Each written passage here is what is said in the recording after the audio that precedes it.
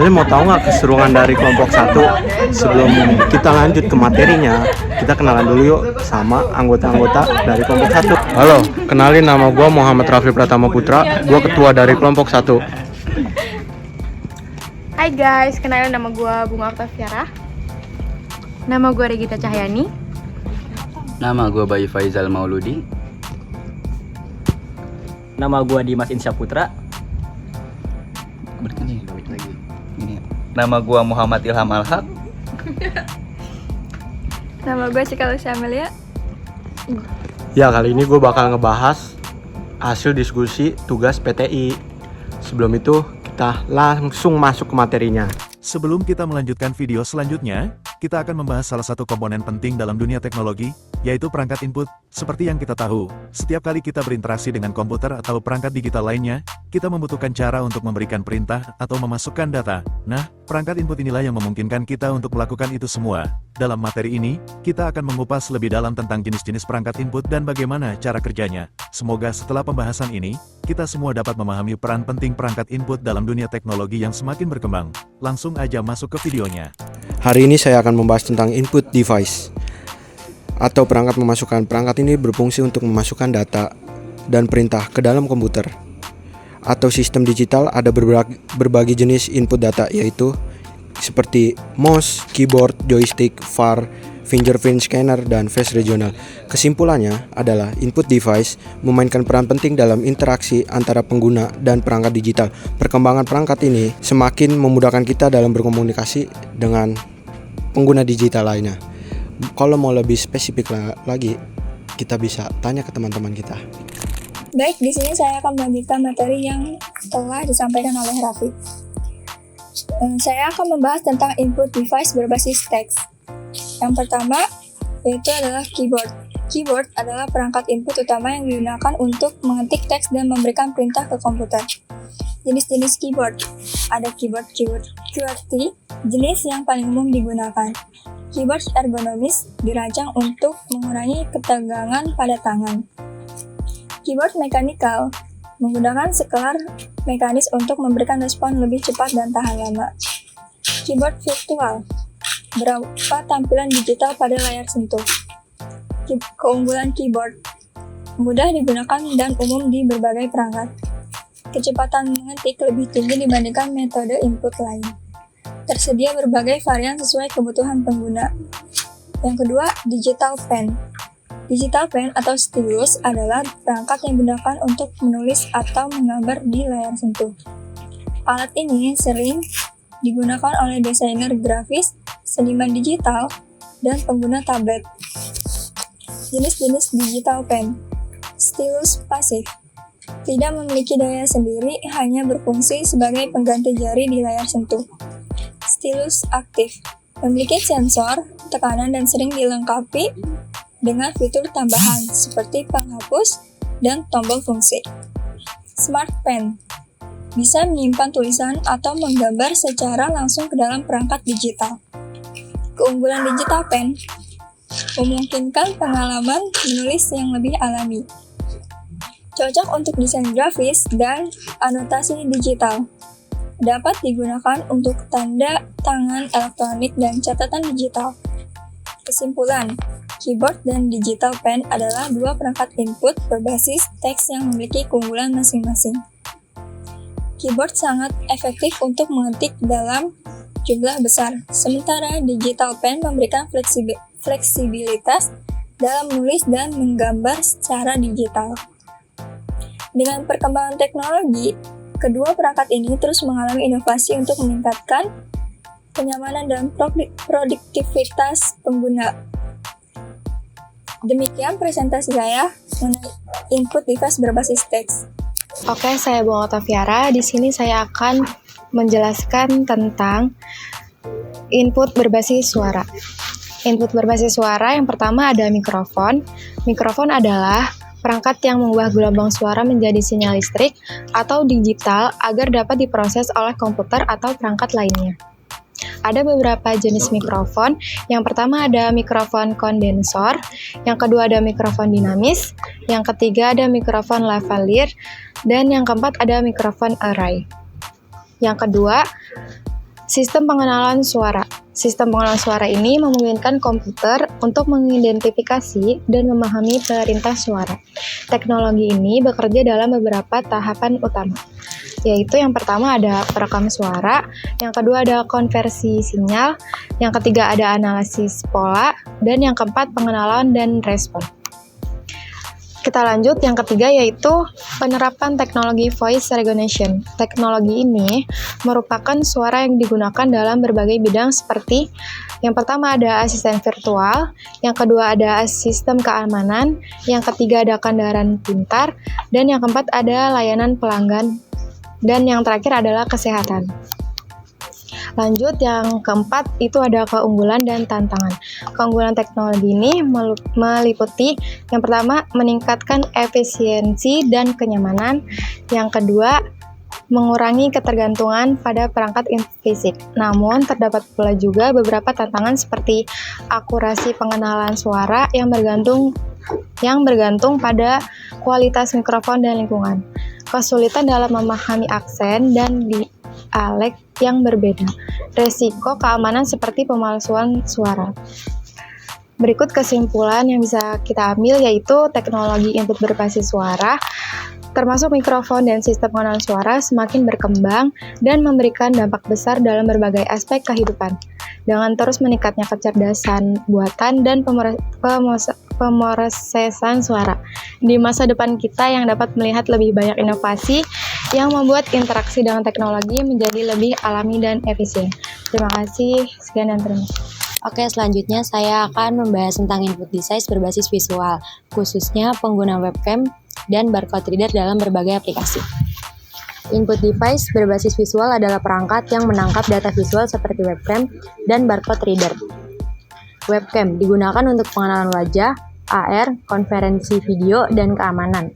Cara kerjanya, cahaya ditangkap sensor, dikonversi ke sinyal digital, dan diproses komputer. Keunggulannya, real-time, multifungsi, dan terintegrasi dengan banyak perangkat. Barcode reader membaca kode batang untuk input data di sektor retail, logistik, dan kesehatan. Cara kerjanya, cahaya membaca kode batang diterjemahkan ke sinyal digital untuk komputer. Jenis barcode reader yang pertama ada laser scanner, yang kedua CCD scanner, dan yang ketiga 2D imager scanner untuk QR code. Keunggulannya, cepat, akurat, dan cocok untuk berbagai lingkungan bisnis. Perbandingan webcam, input gambar atau video, cocok untuk keamanan atau komunikasi. Sedangkan barcode reader, input kode batang, sangat cepat untuk logistik atau retail. Kesimpulannya, webcam dan barcode reader adalah perangkat visual penting yang terus berkembang memberikan manfaat besar di berbagai bidang. Terima kasih. Oke teman-teman semua, saya akan membagikan soal input device yang berbasis biometrik. Di era digital keamanan, akses menjadi krusial. Teknologi biometrik menawarkan solusi autentikasi yang aman dan praktis dengan mengenali karakteristik unik individu. Fingerprint scanner itu adalah contoh yang pertama. Fingerprint scanner mengenali penggunaan melalui pola sidik jari dengan proses pemindaian, ekstraksi fitur, dan pencocokan data. Keunggulannya adalah keamanan yang tinggi dan mudah digunakan. Biaya implementasi relatif rendah, dan kekurangannya sensor rentan terhadap kotoran atau goresan, kurang akurat pada kondisi jari tertentu. Yang sering kita pakai nih, yang udah ada pada di HP kalian, itu namanya fingerprint scanner. Nah, itu bisa kita pakai untuk mengakses sesuatu dengan jari kita yang di sini. Oke, yang kedua adalah face recognition. Face recognition bekerja dengan mendeteksi dan menganalisis fitur wajah. Keunggulannya lebih nyaman tanpa kotak fisik, sulit dipalsukan dibandingkan password, kekurangan dipengaruhi pencahayaan dan sudut wajah, berpotensi menimbulkan masalah privasi. Nah, yang sering kita pakai yang buat dibuka tuh namanya face recognition. Nah, itu kita bisa pakai buat mengakses sesuatu dengan muka kita. Itu sulit dipalsukan karena muka setiap orang tuh berbeda-beda ya teman-teman. Oke, kesimpulan dari semuanya, fingerprint dan face recognition memiliki keunggulan dan tantangan masing-masing. Pilihan terbaik tergantung kebutuhan pengguna. Jadi tergantung kebutuhan masing-masing aja buat memakai kedua fitur tersebut. Oke, sekian dari saya untuk menjelaskan input device biometrik. Terima kasih semuanya. Oke. Oke, di sini saya akan melanjutkan presentasi ringkasan contoh penggunaan perangkat input di berbagai bidang. Presentasi ini membahas pentingnya perangkat input di berbagai bidang seperti perkantoran, gaming, desain grafis, dan keamanan. Perangkat input adalah perangkat keras yang digunakan untuk memasukkan data atau perintah ke dalam sistem komputer, seperti keyboard, mouse, scanner, touchscreen, dan mikrofon. Bidang perkantoran. Perangkat input seperti keyboard, mouse, scanner, dan touchscreen mendukung produktivitas sehari-hari, misalnya untuk mengetik dokumen, memindahkan kontrak, dan interaksi langsung dengan perangkat. Bidang gaming, joystick, gamepad, keyboard, mouse, dan VR Collectrol digunakan untuk pengalaman gaming yang interaktif dan imersif, terutama dalam genre FPS dan RGB. Desain grafis, tablet grafis, mouse, keyboard, dan scanner membuat desainer menghasilkan karya kreatif dengan presisi seperti pada aplikasi Adobe Photoshop dan Corel Draw. 4. Keamanan fingerprint scanner, kamera, mikrofon, dan face recognition meningkatkan keamanan, baik untuk autentikasi identitas maupun pengawasan melalui sistem biometrik dan CCTV. Perangkat input memegang peran penting untuk meningkatkan produktivitas, kreatif, interaktivitas, dan keamanan.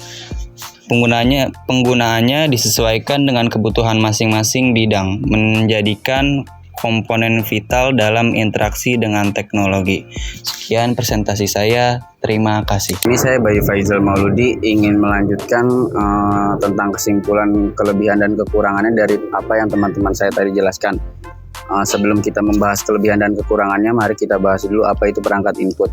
Perangkat input itu adalah perangkat keras yang digunakan untuk memasukkan data atau perintah ke dalam komputer atau perangkat elektronik lainnya. Contoh perangkat input itu ada keyboard, mouse, touchpad, joystick, scanner, dan mikrofon.